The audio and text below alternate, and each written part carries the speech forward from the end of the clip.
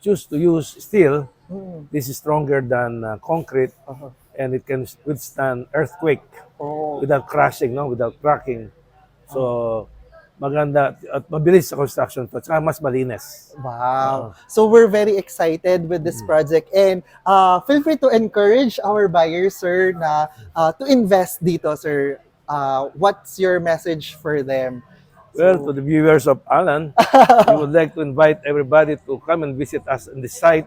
We are located at the corner of Poinsettia and Taguete Street at the Emerald Subdivision, which is just about 300 meters away from Friendship Highway in Angeles City. We're beside the corner is a McDonald's, uh, and we're in front of a huge cafe, uh, Forest Cafe. Forest Cafe. Yep. Forest Cafe. So please join us in this very limited edition of a condominium because there's only about 150 units to sell, Yes.